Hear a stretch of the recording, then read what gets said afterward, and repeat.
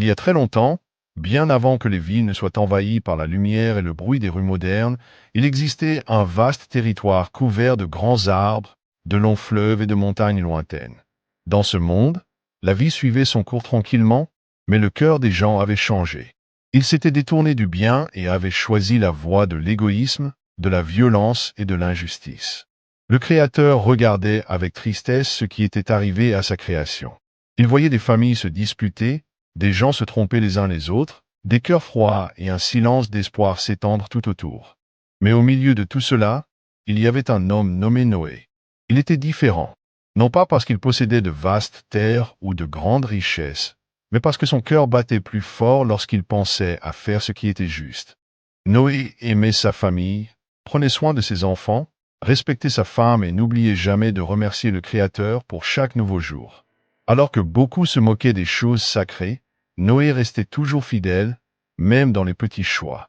On le voyait marcher dans les champs à l'aube, parlant tranquillement avec Dieu, cherchant des conseils et demandant la force de résister au mal qui l'entourait. Sa gentillesse était comme un rayon de soleil par une journée nuageuse. Un jour, le silence du ciel fut rompu. Le Créateur s'adressa à Noé avec des paroles porteuses d'espoir, mais aussi de responsabilité. Il lui annonça qu'une grande pluie allait s'abattre sur la terre, une pluie comme on n'en avait jamais vu auparavant. L'eau recouvrirait toutes les montagnes, les rivières et les vallées. Mais avec cette nouvelle de destruction, Dieu confia à Noé une mission extraordinaire, construire une arche. Il ne s'agissait pas d'un simple bateau, mais d'une immense maison flottante, solide, capable de protéger sa famille et un couple de chaque animal. Cette demande semblait impossible à réaliser pour une personne ordinaire, mais Noé n'hésita pas. Il avait peur, c'est vrai, car il connaissait l'ampleur de la tâche qui l'attendait, mais sa confiance en Dieu était plus grande que tout doute. Noé raconta à sa famille le message qu'il avait reçu. Il leur fit part de l'appel, leur parla du grand déluge qui allait venir et de la nécessité de commencer immédiatement la construction du bateau. Les habitants du village le regardèrent avec incrédulité. Certains rirent, d'autres se moquèrent de lui, disant qu'il était impossible qu'il pleuve autant, qu'il n'avait jamais rien vu de tel et que Noé était faux. Mais le vieil homme resta inébranlable. Il travaillait de ses mains calleuses, jour après jour, même lorsque le soleil était brûlant, même lorsque la fatigue semblait l'emporter. Ses fils travaillaient à ses côtés, coupant du bois et érigeant les murs de l'énorme structure flottante. Sa femme s'occupait des détails, préparant les provisions et remontant le moral de la famille. Noé devint la risée de son village. Chaque fois que quelqu'un passait près du terrain où cette immense structure prenait forme, il y avait de nouveaux rires et de nouvelles moqueries. Mais il ne dévia pas de sa mission. Au contraire, il racontait aux gens ce qui allait se passer. Il leur parlait de la grande pluie, de la tristesse de Dieu face à la méchanceté du monde, et invitait tout le monde à revenir sur le chemin de la vertu. Au fond de lui, son plus grand désir était que chacun change de cœur et saisisse la nouvelle chance que le Créateur offrait. Mais au fil du temps, la foi s'affaiblissait autour de lui. Seule sa famille restait fidèle, l'aidant et croyant que tout cela faisait partie d'un plan plus grand. Et tandis qu'il clouait chaque planche, attachait chaque corde et assemblait chaque partie de l'arche, Noé savait qu'un nouveau départ était sur le point de commencer.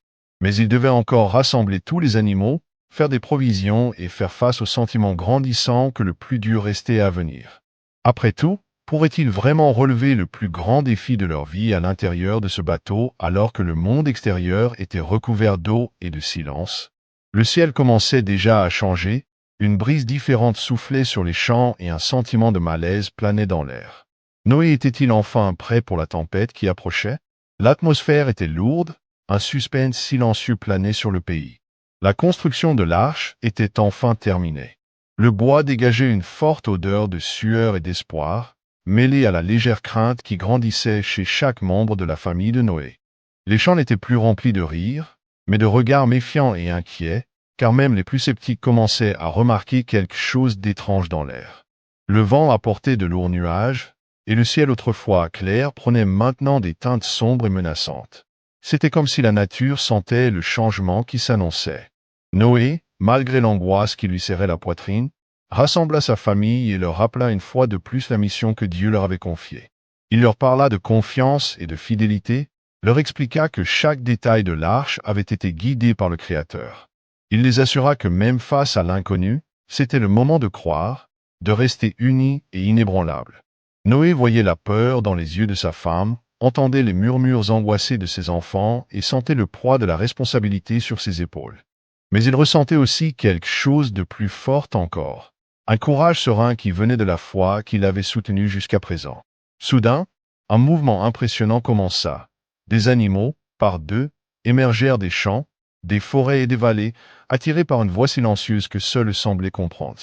Deux lions, dociles, marchaient côte à côte avec de petits lapins.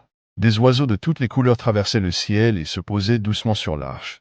Des insectes, des reptiles, grands et petits, trouvaient tous leur place. Aux yeux de la famille de Noé, cette scène était un miracle vivant, un spectacle d'obéissance et d'ordre face au chaos qui approchait. C'est alors que les premières gouttes de pluie tombèrent, silencieuses et rapides, se transformant en une averse en quelques minutes. La famille entra dans l'arche, accompagnée du grondement du tonnerre et du rugissement croissant de la tempête. Alors que la porte de l'arche était fermée par une force invisible, Noé jeta un dernier regard sur le monde qu'il connaissait. Il ressentait de la tristesse, mais il espérait aussi qu'au-delà de cette tempête, un nouveau départ attendait tous ceux qui avaient appris, là, à l'intérieur du bateau, que la confiance et l'obéissance peuvent changer même le destin de la terre entière. Le bruit de la pluie était incessant, martelant le toit de l'arche avec une force et un rythme presque hypnotique. À l'intérieur, la lumière filtrait faiblement à travers les fissures, et l'air était rempli de l'odeur inhabituelle des animaux et des murmures inquiets de la famille de Noé. Le balancement du bateau rappelait à chacun d'eux l'immensité du déluge à l'extérieur. Les jours se transformèrent en nuits sans étoiles, et à l'intérieur de cet abri, le temps semblait s'étirer indéfiniment. Noé parcourait les couloirs étroits, caressant le dos des créatures effrayées, murmurant des mots apaisants à ses enfants et à sa femme. Il essayait de cacher ses propres craintes, mais lorsque tout le monde était endormi, espérant le silence, Noé se retirait et parlait à Dieu dans son esprit, lui demandant la force de supporter cette épreuve. Ses pensées se tournaient souvent vers ceux qui avaient refusé d'écouter son avertissement, vers le village silencieux désormais submergé. Il était impossible de ne pas ressentir de regret, même s'il savait qu'il avait accompli sa mission avec dévouement. La vie à l'intérieur de l'arche n'était pas facile non plus. La peur de l'inconnu augmentait la tension. De petites disputes éclataient à propos de tâches difficiles, tandis que le désir de retrouver ce qui avait été laissé derrière pesait lourdement sur le cœur de tous. Les enfants de Noé se demandaient à haute voix s'ils remettraient un jour les pieds sur la terre ferme, et sa femme regrettait la sensation du soleil sur son visage. Pourtant, Noé restait inébranlable dans sa position, répétant que Dieu avait promis un nouveau départ et que l'espoir était plus fort que n'importe quelle tempête. Les nuits les plus agitées, la famille se réunissait dans la pénombre pour chanter de vieilles chansons et raconter des histoires sur la fidélité du Créateur. Ils s'appuyaient les uns sur les autres, trouvant la force là où le désespoir menaçait de s'installer. Les cris d'un enfant ou le rugissement lointain d'un animal semblaient parfois résonner comme un signe de vie, leur rappelant que dans cet immense vaisseau, l'avenir de la terre entière battait. Après des jours et des nuits de pluie, un doute silencieux s'empara de Noé. Combien de temps cette attente allait-elle durer? Il ne voyait pas la fin des eaux, il ne sentait pas la chaleur du soleil, il ne pouvait que croire que le moment venu, il recevrait une réponse. Le cœur lourd de nostalgie pour la terre ferme, mais fortifié par la foi, Noé endura cette période d'attente sans jamais lâcher la main de sa famille, déterminé à guider chaque personne et chaque créature jusqu'au jour où la promesse serait enfin tenue. Le temps passé dans l'arche devint un long voyage, un fleuve d'incertitudes et de souvenirs. Le bruit de la pluie diminua jusqu'à ce que la tempête cesse complètement, ne laissant que le silence profond et effrayant d'un monde submergé. À force de cohabiter sans relâche dans cet espace confiné, Noé remarqua déjà des changements chez lui et dans sa famille. Ses enfants, autrefois agités, s'entraidaient désormais par des gestes silencieux et compréhensifs, partageant le peu de mots avec respect et affection. Sa femme, qui murmurait autrefois son envie de rentrer chez elle, terminait désormais chaque journée par des prières et des sourires doux pour garder l'espoir vivant dans les yeux de ses enfants. Noé, regardant à travers l'ouverture supérieure l'étendue, bleu infini de l'eau, ressentait une solitude différente. C'était comme s'il faisait face à sa propre âme, face à l'inconnu. Il était reconnaissant du miracle de la survie, mais se demandait combien de temps il pourrait supporter l'enfermement, l'isolement du monde. Des inquiétudes germaient comme des racines silencieuses. Serait-il vraiment capable de guider sa famille vers un nouveau départ? Ses prières, autrefois prononcées d'une voix ferme, n'étaient plus que des murmures intenses, comme une recherche désespérée du réconfort divin. Par une nuit sombre et sans étoiles, un gémissement angoissé retentit parmi les animaux. Une légère secousse ébranla le navire et un bruit étrange résonna dans la coque. La peur se répandit comme un vent glacial. Y avait-il une fuite? Était-ce la fin, si près du but? Noé appela immédiatement ses fils et inspecta le bois humide à la lumière d'une lanterne. L'odeur d'humidité était intense et les animaux étaient agités, sentant le danger. Noé prit la main de son plus jeune fils, le sentit trembler et lui promit qu'ensemble, ils affronteraient toutes les situations. Les heures passèrent jusqu'à ce qu'ils localisent une petite fuite. À force de travail, les bras couverts de boue, et grâce à leurs efforts collectifs, ils parvinrent à colmater la fuite. Le soulagement envahit leur corps et la force de leur unité renaquit. Dans le silence qui suivit, Noé rassembla sa famille, et ensemble, ils remercièrent Dieu de les avoir sauvés. Là, dans l'obscurité de l'arche, alors que les eaux dominaient encore l'horizon, Noé trouva une foi plus mûre, forgée dans la peur et la persévérance. Il comprit que le véritable miracle résidait dans le courage quotidien d'aimer, de protéger et d'espérer, en ne comptant pas sur des réponses immédiates, mais sur la promesse silencieuse d'un nouveau départ. Lorsque les dernières traces de pluie disparurent du ciel, l'arche resta enveloppée d'un silence pesant, rompu seulement par le souffle des animaux et les prières incessantes de Noé. Les jours se succédaient, bercés par la monotonie du doux balancement sur les eaux infinies.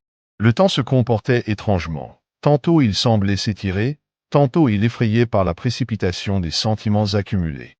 À l'intérieur de l'arche, la transformation était invisible mais inexorable. Les regards qui exprimaient autrefois la peur reflétaient désormais la sérénité de ceux qui avaient appris à faire confiance, non pas à l'absence de danger, mais à la sollicitude constante de Dieu. Un matin, une brise plus fraîche souffla à travers les fissures du pont. Noé, sentant l'air différent, grimpa jusqu'à la fenêtre et contempla l'immensité. C'était comme si, après une longue nuit, le monde respirait à nouveau. Il décida alors de lâcher un corbeau pour voir si les eaux s'étaient retirées, mais l'animal s'envola sans trouver de repos et ne revint pas. L'inquiétude grandissait. Quelques jours plus tard, Noé lâcha avec insistance une colombe. Tous attendirent ensemble, dans la prière et l'angoisse, jusqu'à ce que le petit oiseau revienne, abattu et apparemment désespéré. L'atmosphère d'incertitude pesait plus lourdement sur tout le monde, un poids presque insupportable. L'épuisement physique était moindre que l'épuisement émotionnel, et les doutes murmurés grandissaient comme les marées nocturnes. Noé, cependant, sentit une force monter en lui et rassembla toute sa famille. D'une voix rauque, il parla de patience, de persévérance et de foi. Son regard croisa celui de chacun d'entre eux, révélant non seulement une résistance face à la souffrance, mais aussi une confiance palpable que Dieu ne les avait pas abandonnés. Quelques jours plus tard, le miracle s'annonça silencieusement. Noé lâcha à nouveau la colombe, et lorsqu'elle revint, elle portait dans son bec un rameau d'olivier vert, symbole tangible de la vie renaissante. En voyant le rameau, des larmes coulèrent sur leur visage, durcis par l'attente. À ce moment-là, ce n'était pas seulement l'espoir qui revenait, il y avait une révélation intime, une compréhension profonde que, au-delà de la peur, ils étaient en train d'être façonnés et renouvelés. Ils avaient survécu au déluge, mais surtout, ils avaient été transformés de l'intérieur. Ils s'étreignirent en silence, remerciant Dieu, conscients qu'ils portaient désormais non seulement la promesse d'un monde nouveau, mais aussi celle d'une foi mûrie par le voyage. À chaque nouvelle aube, le silence était moins oppressant. L'air à l'intérieur de l'arche changeait, et avec lui, l'espoir germait dans leur cœur. La branche d'olivier fraîche reposait sur les mains de Noé comme un cadeau divin, un signe incontestable que Dieu avait entendu leurs prières et ne les avait pas oubliées. Noé scrutait le ciel à travers la petite fenêtre, reconnaissant et surpris par la présence silencieuse du Créateur, comme s'il pouvait le sentir dans la brise légère qui dansait parmi les animaux fatigués et dans les mains entrelacées de sa famille. Au milieu de l'excitation, Noé comprit qu'il n'y avait pas lieu de se précipiter, car le moment de descendre sur terre n'appartenait qu'à Dieu. C'était une attente active, remplie de prières, de travail et d'attention mutuelle. Il répartit les tâches entre tous, distribuant les graines, nettoyant, nourrissant les animaux, tandis que sa femme entretenait la flamme de la confiance parmi leurs enfants, leur enseignant la gratitude et l'humilité. Un soir, alors que le ciel orange déversait ses promesses sur les eaux, Noé se sentit appelé à s'arrêter devant la fenêtre. S'agenouillant, il versa des larmes de gratitude. Il implora Dieu de lui donner la sagesse pour guider sa famille et le courage d'embrasser l'inconnu qui les attendait. C'est alors qu'une douce paix envahit son cœur, comme si le Créateur lui-même avait touché ses épaules et lui avait murmuré que le pire était passé.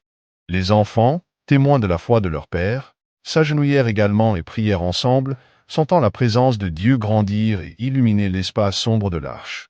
À ce moment-là, ils n'étaient plus seulement protégés par le bois, mais par l'espoir et la conviction. Oblivious to the world that had been destroyed, the souls of the group were united in a single purpose: to start over with hearts cleansed by faith. At the end of that night, a decision was made. When God allowed it, they would build a life where trust, respect, and love for one's neighbor would be the foundation. They would not repeat the mistakes of the past. Noé, d'une voix ferme et avec une émotion sans borne, jura devant sa famille et devant le silence sacré de l'arche que, quel que soit l'avenir qui les attendait derrière les portes closes, ils marcheraient ensemble sous la conduite de Dieu. Et ainsi, enveloppés de courage et d'humilité, ils attendirent ensemble le moment du nouveau départ.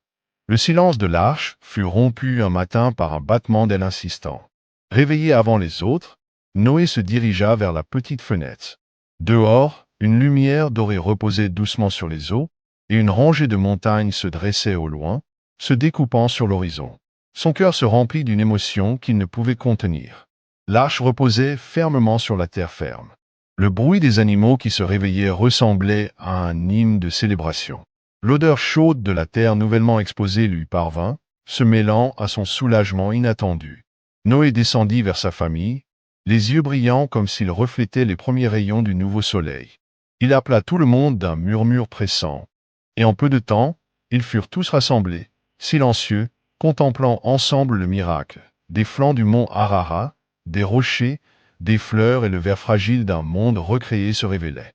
Pendant un moment, personne n'osa parler. La famille se tenait main dans la main, écoutant sa propre respiration, reconnaissant que toutes ses peurs, ses souffrances et ses doutes avaient désormais un sens. Le moment était trop intense pour être décrit avec des mots, seule la gratitude régnait en eux. Le visage ridé de Noé laissa couler les larmes qu'il avait retenues pendant de longs jours. La douleur du renoncement, le poids de la responsabilité, toutes les incertitudes et la nostalgie de ceux qui étaient restés derrière eux se transformèrent. C'était la réponse silencieuse de Dieu, l'explication de tant de jours de silence et de prière. Ils avaient été choisis non seulement pour survivre au cataclysme, mais aussi pour comprendre qu'un véritable nouveau départ commence à l'intérieur de chaque personne, à travers l'humilité devant le mystère divin et une foi inébranlable, même lorsque l'avenir semblait se dissoudre dans le torrent d'eau. La famille, submergée par le respect, s'agenouilla devant la porte fermée de l'arche, offrant sa profonde gratitude d'être en vie, propre et prête. À l'unisson, ils prièrent non seulement pour la nouvelle terre, mais aussi pour la chance d'être un nouveau peuple. La compréhension de leur mission devint réelle. Recommencer était plus que construire des maisons et planter des graines. C'était devenir digne de la confiance du Créateur, vivre avec justice et compassion, se souvenir de la douleur sans s'y perdre. Les cœurs battaient avec la force de l'espoir, et au point culminant de ce voyage, Noé comprit enfin que chaque épreuve était aussi un appel à un amour plus grand, à un engagement envers la vie et envers sa propre foi. Lorsque la lumière pénétra par la porte de l'arche prête à s'ouvrir, tout le monde comprit. Ils étaient véritablement renaissants. Lorsque la porte de l'arche s'ouvrit enfin, un vent frais balaya l'intérieur, emportant avec lui le poids de l'enfermement et apportant l'odeur intense de la terre humide et du renouveau. Chaque pas à l'extérieur de l'arche semblait sacré. Les pieds de Noé se posèrent fermement sur le sol mou, et une vague de gratitude envahit tout son corps. Ses enfants, timides au début, se laissèrent bientôt gagner par la nouvelle joie qui jaillissait autour d'eux. Les animaux, auparavant agités, sortirent en file indienne, leurs empreintes marquant le début d'un nouveau monde. Tout autour, le silence régnait, comme si la nature attendait respectueusement le premier geste de ceux à qui serait confiée la mission de recommencer. Noé s'agenouilla sur le sol, les mains tremblantes, ramassa une poignée de terre. Il ressentit alors l'énormité de son rôle, non pas en tant que conquérant de géants, mais en tant que personne blessée et guérie par le temps, appelée à prendre soin et non à dominer. Il regarda sa famille, le sourire de sa femme, le regard assuré de ses enfants, l'espoir dans les yeux de ses petits-enfants, et vit de profonds changements chez chacun. La peur avait fait place au courage, la méfiance à la camaraderie, l'impatience à la gentillesse. Ils n'étaient plus les mêmes personnes qui étaient entrées dans l'arche quelques semaines auparavant. À ce moment-là, Noé prit une décision. Avant tout nouveau projet ou construction, il construirait un autel. Avec des pierres et des morceaux de bois, ils construisirent ensemble un lieu de culte. Alors qu'il allumait le feu et offrait le meilleur de ce qu'ils avaient en prière, Noé éleva la voix avec humilité et ferveur. Il demanda la sagesse et l'engagement afin que cette famille, symbole d'un nouveau départ, n'oublie jamais le chemin de la justice, de la compassion et du respect de la vie. Le ciel sembla répondre, et un arc-en-ciel coloré apparut entre les nuages, resplendissant. Ils y virent un signe divin, une alliance de paix. Il était impossible de retenir les larmes de joie et de révérence. Noé comprit que, plus que reconstruire, il appartenait à chacun de vivre avec intégrité, en enseignant à chaque génération ce qui compte vraiment. Le passé resterait un souvenir, mais l'avenir était désormais rempli d'espoir et d'apprentissage. Unie, la famille accepta ses différences, guérit ses vieilles blessures et célébra la plus grande des victoires, une foi renouvelée en Dieu et en la vie. L'autel brûlait encore de douces flammes tandis que la famille de Noé restait rassemblée, sentant la chaleur du feu et la présence divine sur ce morceau de terre nouvellement né. Le ciel, auparavant chargé d'incertitude, brillait maintenant de couleurs vives tandis que de doux nuages se dispersaient, laissant place à la lumière du soleil qui illuminait chaque visage d'un nouvel éclat. Noé leva les yeux vers le firmament, sentant son cœur déborder de révérence. Ses pensées s'envolèrent vers le passé, les jours d'embarras et de solitude, les nuits de peur à l'intérieur de l'arche, les doutes et les questions qu'il n'avait jamais osé exprimer à haute voix. Il sentit les mains de sa femme autour des siennes. Leur contact était un lien silencieux qui les unissait dans la gratitude et l'humilité. En silence, ensemble, toute la famille réalisa que c'était là le véritable miracle. Ils avaient traversé la tempête sans se perdre, amenés vers la terre promise non seulement sauvée, mais transformée. Alors que l'arc-en-ciel s'élevait, brillant majestueusement d'un horizon à l'autre, Noé comprit que la promesse était scellée sous les yeux de tous. L'éclat des couleurs formait un pont lumineux entre le ciel et la terre, signe qu'une telle destruction ne se reproduirait plus jamais. Il n'y avait pas de mots, mais un chant subtil s'éleva, né des lèvres de chacun, résonnant comme une prière. C'était une mélodie d'espoir, marquée par les larmes et les sourires, tandis que les enfants couraient sous l'arche colorée et que les animaux se dispersaient paisiblement dans la plaine. La pluie de la nuit précédente avait laissé place à une brise légère et parfumée.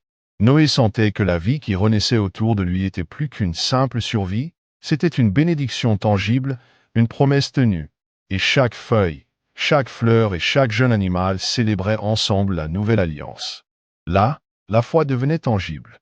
Ce n'était plus seulement une confiance en l'invisible, mais une certitude vivante, expérimentée au contact de la terre, dans la chaleur d'une étreinte, dans la danse des gouttes d'arc-en-ciel reflétées dans des yeux passionnés de vie. Et Noé comprit enfin que le plus grand cadeau n'était pas le salut du passé, mais la vie restaurée et accomplie face à l'avenir, où chaque souvenir de tristesse serait une graine de rédemption. Le point culminant de ce moment grandit dans le cœur de chacun, entraînant la famille dans une étreinte collective, enveloppée de rires, de larmes et de prières murmurées. C'était l'espoir qui descendait sur eux, doux et puissant, célébrant l'accomplissement de la promesse, annonçant au monde que tout peut recommencer quand il y a la foi, l'amour et la volonté d'apprendre du passé. Les jours passèrent et une nouvelle vie s'épanouit autour de Noé et de sa famille. Le travail était dur, depuis la préparation de la terre jusqu'à la construction de nouvelles maisons et la répartition des tâches entre tous, mais il y avait de la paix dans l'effort collectif et de la joie dans chaque simple accomplissement. La terre semblait répondre à leur gentillesse, remplie de fruits et de forêts qui poussaient plus vers chaque matin. Les animaux trouvèrent leur place et vécurent en harmonie, comme s'ils avaient eux aussi été renouvelés par le temps et le voyage. Les enfants grandirent et apprirent à respecter toutes les formes de vie qui apparaissaient là, tandis que les histoires du déluge et de la fidélité de Noé étaient racontées autour du feu, nuit après nuit. Noé consacrait ses journées à la terre et ses nuits à la prière. Son cœur était léger, car il voyait dans sa famille le reflet de la véritable rédemption. À chaque regard, à chaque geste de tendresse, il comprenait la portée de la promesse de Dieu. Il ne suffisait pas de survivre à la tempête, il fallait se transformer de l'intérieur, devenir digne du miracle reçu. Il savait que la justice et la bonté devaient être des graines cultivées sans cesse, car l'arche n'était pas seulement une protection, mais aussi une école pour l'âme, enseignant l'humilité, la résilience et la confiance. Lors d'un coucher de soleil mémorable, alors que tous étaient réunis dans le champ, Noé s'adressa calmement à ses enfants et petits-enfants. Il leur expliqua que l'arc-en-ciel serait à jamais un rappel visible que la vie est un cadeau et une responsabilité. Ils devaient construire un monde où le respect, la compassion et l'amour prévaudraient sur l'orgueil et l'injustice. La véritable victoire consistait à vivre chaque nouvelle aube avec intégrité, reconnaissant de l'opportunité d'un nouveau départ et de la confiance que le Créateur leur avait accordée. Le ciel s'est teinté d'or tandis que la famille unie embrassait le but supérieur de son existence, transmettre aux générations futures une foi simple, une joie humble et un engagement envers le bien. Avec la certitude que, même face aux plus grandes tempêtes, ceux qui gardent espoir et intégrité trouveront toujours un nouveau chemin, tous ont célébré non seulement leur survie, mais aussi l'essence même du renouveau. Si cette histoire vous a ému, laissez un j'aime. Commentez ce que vous avez pensé de ce voyage incroyable et abonnez-vous à la chaîne pour continuer à suivre des histoires inspirantes comme celle-ci.